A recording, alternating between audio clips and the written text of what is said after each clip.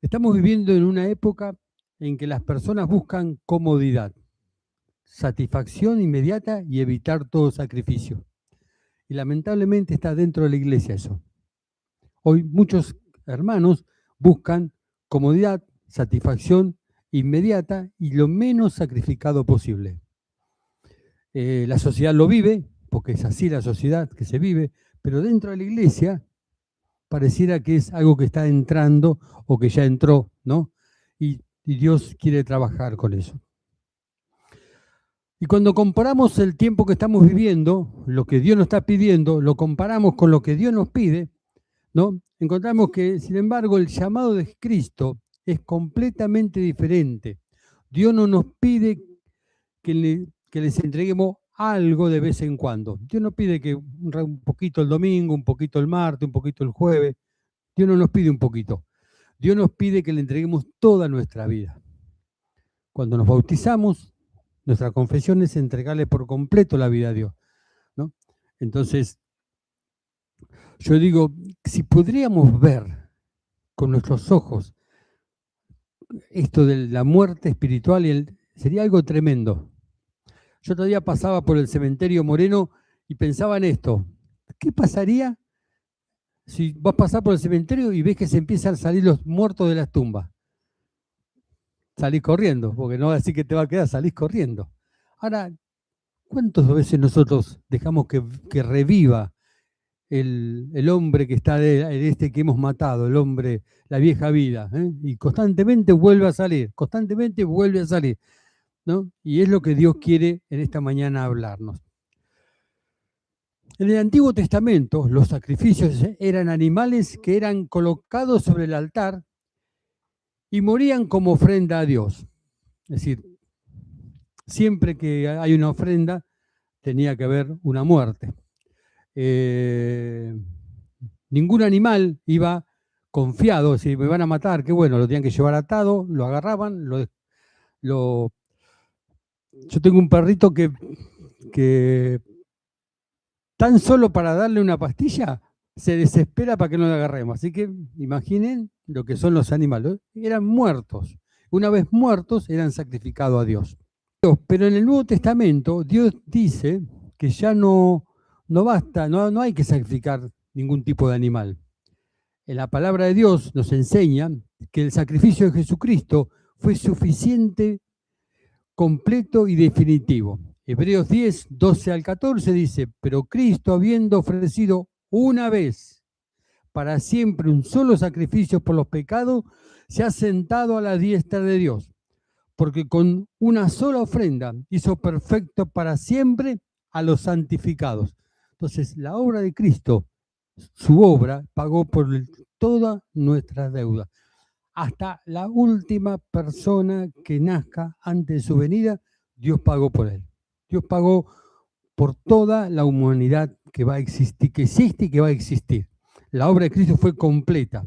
Cristo ofreció un sacrificio, solo un sacrificio, fue una sola vez y para siempre. No necesita repetirse. Su sacrificio pagó completamente la deuda del pecado de todos aquellos que creemos en él. Juan 8:36 dice así que si el Hijo los libertare, seréis verdaderamente libres. Entonces, ¿quién nos libera? Jesucristo. La obra de Cristo en la cruz nos liberó de la deuda que teníamos y nos hizo libre nuevamente. Cuando Jesús hubo tomado el vinagre, dijo, consumado es, y habiendo inclinado la cabeza, entregó su espíritu. Juan 19:30. La expresión consumado es, en la palabra griega es tetelestai, que significa está totalmente pagado. La deuda ha sido cancelada, la obra ha sido completada. Entonces no hay nada por hacer. Ya Cristo pagó por nuestros pecados. Jesús declaró que el precio de nuestra redención había sido pagado por completo. De tal manera amó Dios al mundo que ha dado su Hijo unigénito, para todo aquel que en él cree no se pierda, mas tenga vida eterna. Y esta es la vida eterna, que te conozcan a ti, al único Señor y a Jesucristo, a quien has enviado. Por eso el apóstol Pablo declara en Romanos 12:1, así que hermanos os ruego por la misericordia de Dios que presentéis vuestros cuerpos en sacrificio vivo, santo, agradable a Dios, que es vuestro culto racional. Un sacrificio vivo es una vida completamente rendida a Dios, que cada día renuncia a su propia voluntad para hacer la voluntad de Cristo. No es un acto de un momento, no es hoy nos ofrecemos porque está la cena. Es un acto de todos los días, voluntariamente. Es una ofrenda viva. ¿Por qué es viva? Porque nosotros estamos vivos. Entonces nos tenemos que ofrecer todos los días a Dios. Todos los días tenemos que presentarnos a Dios y ofrecerle nuestra vida en un sacrificio vivo. Después en un sacrificio santo. Tenemos que buscar la santidad, sin la cual no vamos a ver a Dios. Y un sacrificio vivo y santo dice que es agradable a Dios. Hay un perfume que sale de nosotros que agrada a Dios por haber presentado esta ofrenda. No es un acto voluntario, sino una entrega diaria que transforma nuestra manera de pensar, de hablar, de trabajar, de amar y de vivir. En otras versiones, para tener un poquito más este texto, le voy a leer el Romanos 12:1 en lenguaje actual. Dice, por eso, hermanos míos, ya que Dios es tan bueno con ustedes, les ruego que dediquen toda su vida a servirle y a hacer todo lo que Él le agrada, así es como se lo debe adorar. En la versión Palabra de Dios para Todos, dice, por eso, hermanos, puesto que Dios nos ha mostrado tanta misericordia, les ruego que entreguen todo su ser como sacrificio vivo a Dios. Esta ofrenda, que es su vida, debe estar dedicada solamente a Dios para poder agradarle. Esta clase de adoración es la que realmente tiene sentido. Entonces, un poquito más claro, este versículo de lo que Dios nos pide, que es una entrega diaria. De todos los días entregamos a Dios nuestra vida. Nos levantamos y tenemos que ofrecer voluntariamente nuestra vida a Dios. Todos los días se tenemos que ofrecer. Todos los días. ¿Cuántas veces al día te vestís para salir a trabajar? Todos los días. ¿Quién sale en calzoncillo a trabajar? Nadie. Más con el frío, ¿no? En el verano por ahí algún loco, pero en invierno nadie. Todos los días nos vestimos. Todos los días desayunamos, todos los días, lo primero que tenemos que hacer es entregarle el día a Dios y pedirle que seamos una ofrenda agradable, de un buen perfume, que tengamos una vida que le agrade en el día a día. Es una ofrenda diaria que te levantás y ofreces voluntariamente a Dios. Esto sucede cuando por el poder del Espíritu Santo somos transformados. Es el Espíritu Santo que está en nosotros y nos transforma nuestra vida. Pero hay algo importante que Romanos 12:2 dice transformar. Yo debo de buscar esta transformación. No es que Dios me transforma, hay una parte que tengo que hacer yo. Dios hizo la obra completa, Dios nos liberó, pero en esta ofrenda hay una parte que me toca hacer a mí. Y es buscar esa transformación. Inmediatamente la renovación del entendimiento de Romanos 12:2 es la explicación de cómo un discípulo puede vivir como un sacrificio vivo. No se trata solo de cambiar la conducta, sino de que Dios transforme la manera en que pensamos. Tiene que transformarnos la manera de pensar. Dios nos tiene que transformar. La renovación del entendimiento es el proceso por el cual Dios cambia nuestra manera de pensar para que aprendamos a ver la vida como Él la ve. Antes de conocer a Cristo, nuestra mente estaba moldeada por el pecado, por el mundo y por nuestra propia voluntad y por experiencias personales que habíamos vivido. Pero cuando recibimos a Cristo, Dios comienza una obra transformadora, desde adentro hacia afuera. El otro día me llamó la atención algo que dijo Claudio Pagura, que estuvo con nosotros, porque nosotros siempre hablamos de los fariseos. Y él dijo que los fariseos eran gente correcta, hacían lo que tenían que hacer, cumplían la ley. Lo que les faltaba era vida, pero ellos eran correctos. Hay un dicho que dice que eran políticamente correctos, dice, eran políticamente correctos, pero le faltaba la vida. Ellos cumplían a rajatabla la ley. Lo condenan a Jesús ellos mismos. Vivían en una oscuridad, pero eran personas que trataban de agradar a Dios a su manera. Pablo dice, no os conforméis a este siglo, sino transformaos por medio de la renovación de vuestro entendimiento. Romanos 12:2, también se lo quiero leer en otra versión, traducción lenguaje actual. Y no vivan ya como vive todo el mundo. Al contrario, cambien de la manera de ser y de pensar. Así podrán saber qué es lo que Dios quiere, es decir, todo lo que es bueno y agradable y perfecto para ustedes. La palabra transformaos describe un cambio profundo. Es como una oruga que se convierte en mariposa. Ustedes vieron lo que es ¿saben lo que es una oruga? Ahora, ¿cómo puede ser que de ahí adentro salga una mariposa? Es una transformación, es una transformación. Ahora, de adentro nuestro, que somos un vaso podrido, Dios transforma un vaso de gloria. Esa es la transformación. Entonces tiene que haber un cambio profundo desde adentro. El cambio nunca es de afuera, porque si es de afuera, somos como los fariseos y los escribas. Porque por fuera, ¿qué le dijo Jesús? Que eran sepulcros pintaditos, una joyita, pero por dentro, nada. Entonces, nuestra vida es interior. La Biblia habla de la palmera. La palmera crece de adentro hacia afuera. Así tenemos que crecer nosotros, desde adentro hacia afuera. Lo que sale, por eso dice la palabra, dice, de lo que la abundancia del corazón habla la boca. Lo que somos siempre va a salir para afuera.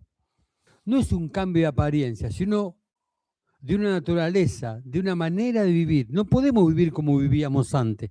Nuestra vida tiene que ser diferente. Tiene que haber un cambio. La gente tiene que notar. Mauro, ¿todos lo conocen? Tenía una vida que era más vale salir corriendo. No era malo, pero era mejor salir corriendo. Hoy está transformado. Y la gente ve. ¿Qué pasó? Algo pasó. Y Dios transforma hombres y mujeres y lo sigue y lo va a seguir haciendo. Pero es una transformación. Renovar el entendimiento significa reemplazar los pensamientos del mundo por las verdades de Dios. Es dejar de pensar como piensa la sociedad para aprender a pensar como piensa Jesús. Es decir, muchas veces pensamos lo que la sociedad piensa y lo involucramos dentro de la iglesia. Como yo le decía hoy, tenemos valores que son de la sociedad y no de Dios. Entonces tenemos que pensar como Dios piensa. En 1 Corintios 2:16 dice, ¿quién conoció la mente del Señor? ¿Quién la instruirá? Mas nosotros tenemos la mente de Cristo. ¿Cómo es esto que tenemos la mente de Cristo? También busqué otra versión, un poquito más clara, lenguaje actual. Dice, ¿quién sabe lo que piensa el Señor? ¿Quién puede conocer? Pero nosotros tenemos el Espíritu de Dios. Por eso pensamos como Cristo. Es el Espíritu Santo en nosotros que nos abre la mente y pone la mente de Cristo los pensamientos de nosotros. Es una nueva manera de vivir, de pensar. Esta revelación, ¿cómo ocurre? Cuando nos exponemos diariamente a la palabra, le permitimos al Espíritu Santo que nos corrija, obedecemos lo que nos manda y rechazamos todo pensamiento que va contra la voluntad de Dios. No basta con leer la Biblia. Tenemos que permitir que la palabra nos transforme.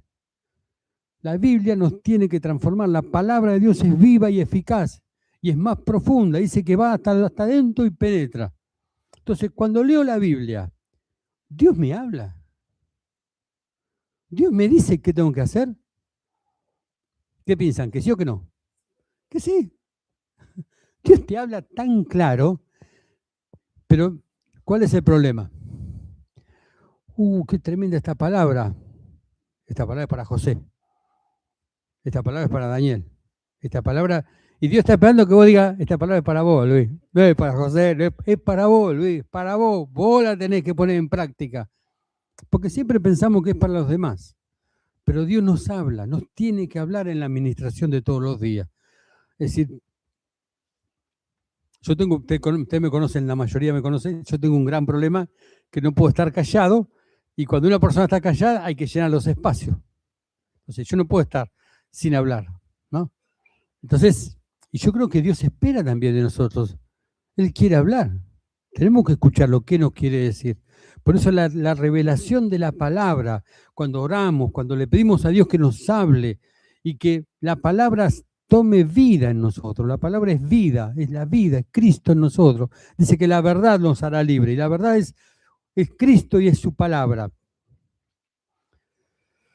Cuando la mente cambia, cambian las palabras, cambian las decisiones, cambian las prioridades y cambia toda la manera de vivir. Por eso un sacrificio vivo no es alguien que simplemente hace buenas obras, sino alguien cuya mente ha sido renovada y ahora vive para agradar a Dios. Entonces, un cambio de mente, un cambio de actitud que nos pide Dios, un sacrificio vivo, es una persona que es totalmente transformada.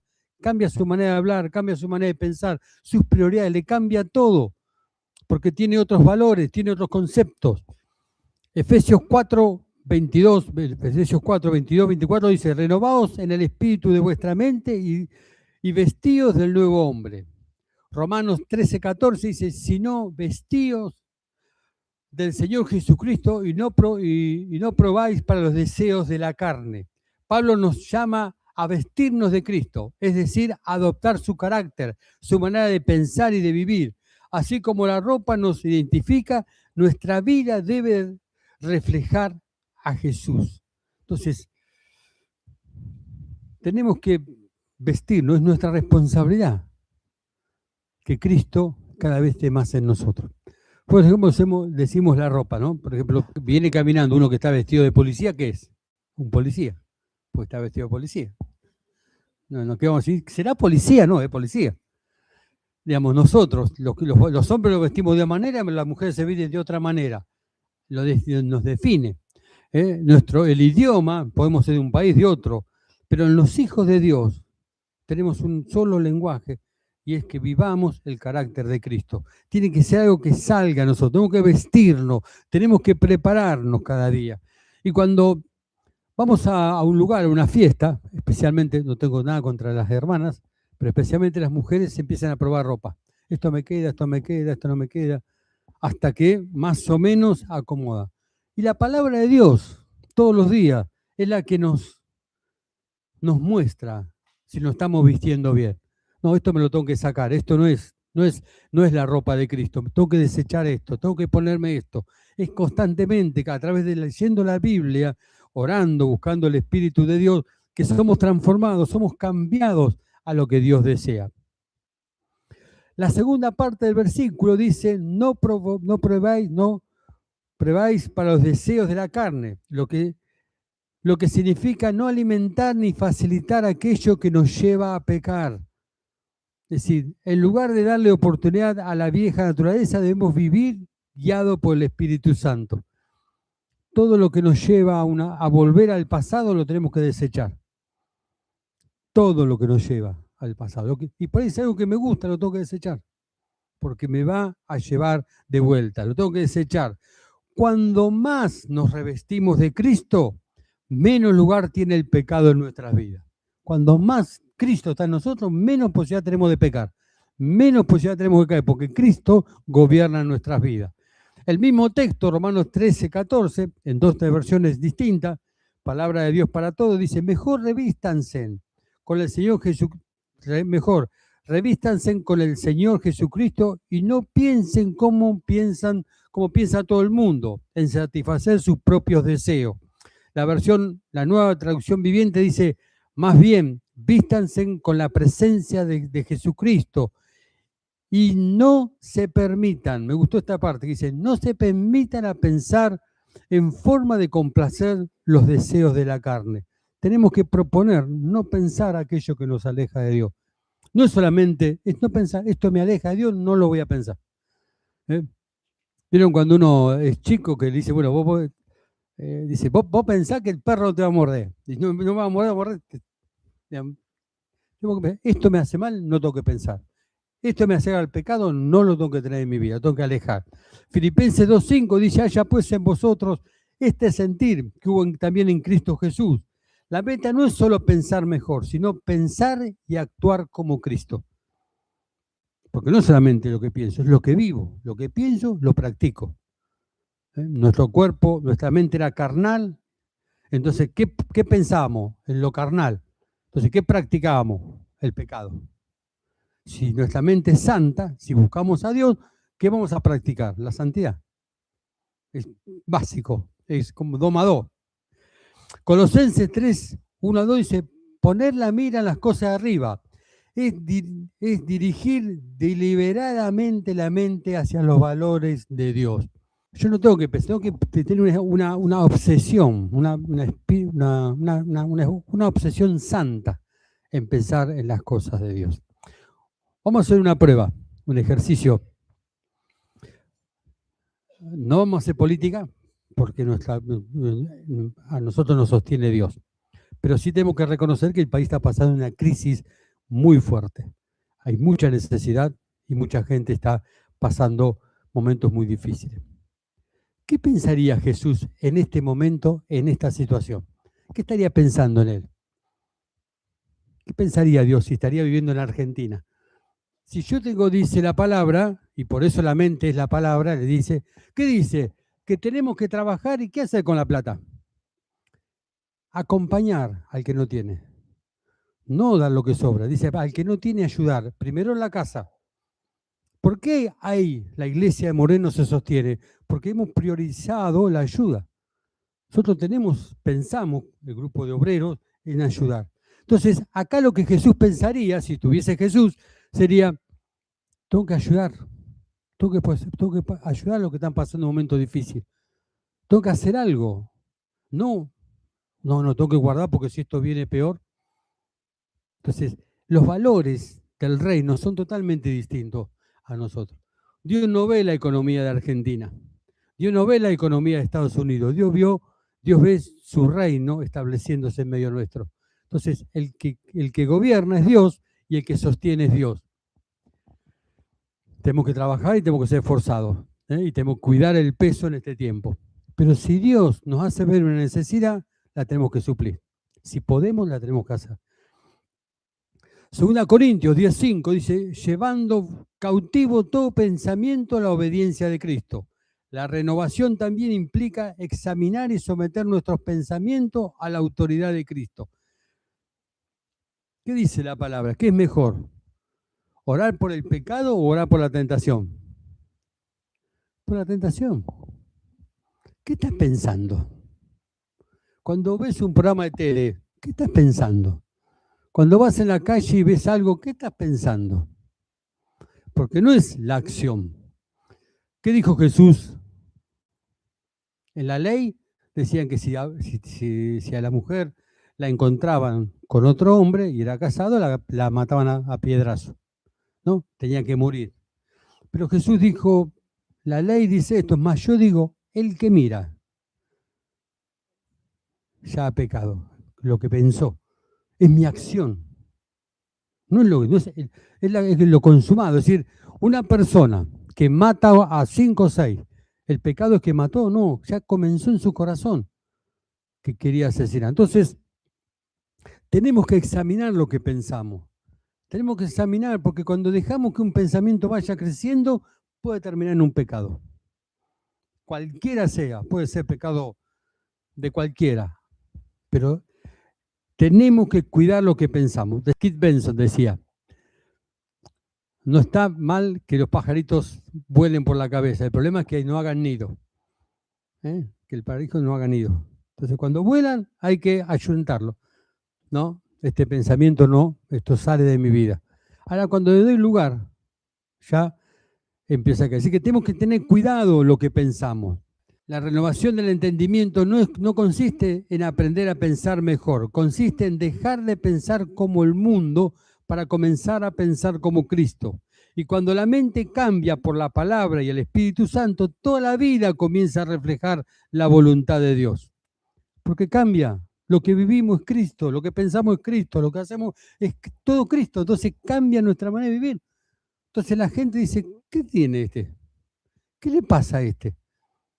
Nos contaba el domingo Claudio cómo van creciendo la obra, ¿no? En un barrio tan marginado. Él le decía a Fer, estamos viendo unas personas que son muy marginadas, pero a esas personas cuando Dios las toca, tienen lo dice la Biblia, ¿no? Al que mucho se le perdona, mucho ama. La obra que hay en Rosario por los hermanos que vivían en la adicción, en unas vidas totalmente, son tremendo el poder de Dios en ese barrio. Transformaron un barrio que era un barrio de muerte en un barrio de luz. Entonces, hermanos, nosotros tenemos que vivir, tiene que ser nuestra vida, una vida que agrade a Dios. Entonces decimos que toda nuestra vida comienza a reflejar a Cristo. Y si leemos nuevamente Romanos 12, 2, no conforméis a este siglo, sino transformaos por medio de la renovación de vuestro entendimiento para que comprobáis cuál sea la buena voluntad de Dios, agradable y perfecta. Cuando Pablo dice que mediante la renovación del entendimiento podemos comprobar cuál sea la buena voluntad de Dios y perfecta, nos surge una pregunta. ¿Cuál es la voluntad de Dios? Dice que la voluntad de Dios es agradable, pero ¿cuál es la voluntad de Dios? ¿La voluntad de Dios es que todos seamos pastores? No, no creo que sea esa la voluntad de Dios. La voluntad de Dios es que yo esté en la escuelita, que yo sea líder de jóvenes, que yo esté en el comedor. ¿Cuál es la voluntad de Dios? Primera Tesalonicenses 4:3 dice, pues la voluntad de Dios es vuestra santificación. El deseo de Dios es hacernos santos en toda nuestra manera de vivir. Por consecuencia, servimos a Dios. Por consecuencia, nos involucramos en la obra. Por consecuencia, servimos. No es al revés, es porque busco la santidad. Y cuando busco la santidad, Dios obra en mi vida y me usa en su reino. No es al revés. Primero tengo que buscar la santidad, sin la cual nadie puede ver a Dios. Dios quiere apartarnos del pecado y formar en nosotros el carácter de Cristo. La santificación es el proceso por el cual dejamos de vivir para nosotros mismos y comenzamos a vivir para Él. Dios quiere transformarnos, quiere cambiarnos, queremos que seamos nuevas personas. No podemos tener una vida casi similar a cuando éramos no convertidos. Algunos hábitos que Romanos 12, después lo pueden leer tranquilo ustedes, que así a la ligera tomamos. Primero de todo dice, no tener un alto concepto de sí mismo. No tenemos que creernos más que el otro. ¿Con quién te comparás? Si yo me compararía con Messi, sería un crash. ¿Con quién te comparás? Nosotros nos comparamos con Cristo. Es nuestra comparación. Entonces, cualquiera de nosotros que se compare uno con otro, tenemos algo en común. Somos pecadores. Entonces, lo único que es bueno es Dios. Mi comparación es con Dios. Entonces, no hay nadie. Tenemos que tener un concepto de nuestras vidas no mayor al que podemos tener. Por la gracia de Dios estamos vivos, por la gracia de Dios vivimos, porque Dios aún estando en nuestros pecados nos liberó a todo lo que estamos acá. Entonces, ¿qué tenemos de bueno? Nada. Cristo en nosotros es lo único bueno. Cristo es el que nos da fortaleza. Somos parte de un cuerpo. No estoy aislado, soy iglesia. La iglesia es un cuerpo, una familia. Si yo no estoy aislado a la familia, algo me pasa. Cristo no está en mí. Una de las virtudes que tiene la transformación y la santidad es que te une al cuerpo. Amás la iglesia, amás a los santos, querés vivir con los santos, querés compartir la vida con los santos. Amar sin fingir. ¿Cuántas veces decimos acá que amamos y no amamos? Oh, hermano, voy a orar por vos, y después ni me acuerdo en la semana si está vivo o muerto. No tenemos que fingir. Aborrecer lo malo, lo que está malo hay que aborrecerlo. Ser diligentes y no perezosos.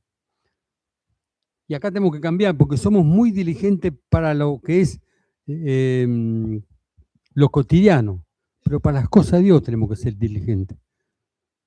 A veces somos, para las cosas de este mundo, ¿no? somos personas diligentes, pero para Dios tenemos que ser diligentes. No tenemos que ser perezosos para las cosas de Dios. Fervientes en el Espíritu, sirviendo al Señor, gozándonos en la esperanza, sufriendo la tribulación. Y ahí hay un texto, una parte que lleva todo esto de lo que estamos hablando, constante en la oración, en la relación con Dios, la comunión con el Padre, la comunión con el Hijo, la relación íntima con Dios en la que nos transforma y nos cambia.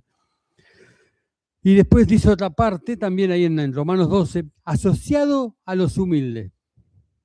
¿Qué significa asociado con los humildes? ¿Qué es una sociedad? Tienen asociados con aquellas personas que tienen algo en común. Bueno, vamos a tener una empresa, vamos a hacer una fábrica, tengo algo en común. Entonces me asocio, es una sociedad. Y Dios dice que tenemos que asociar a los humildes. No es buscar solamente la compañía de personas importantes o las personas de la iglesia, oh, mirá, vino el pastor, vino este, vino aquel hermano, sino estar dispuesto a caminar y servir y amar y compartir la vida con los que el mundo considera pequeños o sin importancia, lo que el mundo desechó. Eso es asociación. Dios dice, asóciense con la gente que sufre. Asociate al que está, al débil. Asociate al que no tiene nada. Porque si yo lo voy a visitar, por ejemplo, no pongo el ejemplo, a Claudio Pagura, a su casa, sé que me va a atender bien, sé que me va a recibir bien, sé que vamos a comer bien. Ahora, si voy a visitar a una persona que no tiene nada, tengo que llevar yo, tengo que poner yo las cosas. Entonces Dios quiere que estemos asociados con el que sufre. Nuestra vida es para ese lado, no es para otro lado. Hay que caminar con el que sufre. Jesús dice, cuando tuve hambre, me diste de comer. Cuando estuve preso, me fuiste a ver. Señor, ¿cuándo tuviste hambre? ¿Cuándo estuviste preso? Lo hiciste por uno de ellos, lo hiciste por... Entonces, nuestra iglesia, el cuerpo de Cristo, tiene que estar asociado con los humildes, asociado con el que sufre, asociado con el que tiene dolor. La vida nuestra está para servir al que tiene necesidad. Tenemos que asociarnos. Yo puse acá un ejemplo que por ahí nosotros que estamos todos en el Señor conocemos la historia. Tenemos que asociarnos con los que viven en la cueva de Adullam. ¿Quién estaba en la cueva de Adullam? Lo peor de lo peor. Y Dios hizo un ejército. Gracias a Dios que somos de la cueva, que somos personas que Dios nos usa para hacer un ejército. La humildad es la humildad de un discípulo se refleja en las personas con las que se relaciona. ¿Con quién te relacionás? Jesús fue llamado amigo de los publicanos, de los pecadores. No buscó el prestigio social, sino las personas necesitadas. Entonces, la santificación, dijimos, ¿cuál es el propósito de Dios? Nuestra santificación. ¿Para qué? Para que seamos santos. La santificación tiene un propósito, enviarnos a la misión, llevar a la gente, llegar a otras personas. Jesús dijo, como tú me enviaste al mundo, así yo los enviaré al mundo.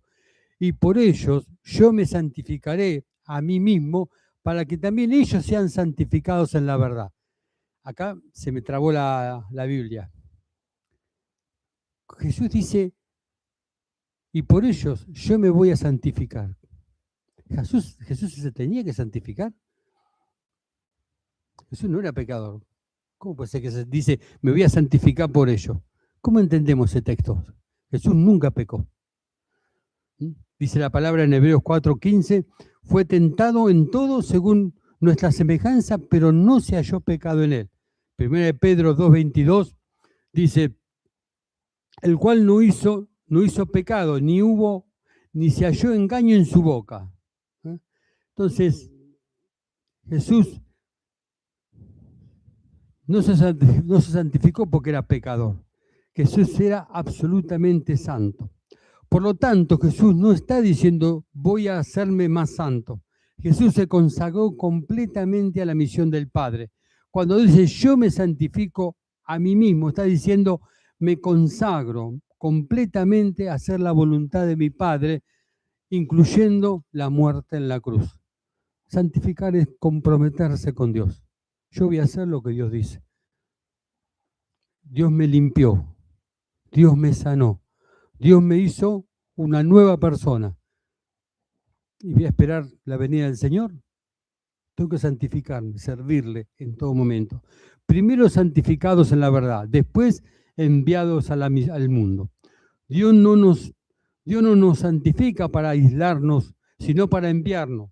No nos aparta el pecado para escondernos, sino para ser representantes de Él en medio de una generación que está necesitada de Dios.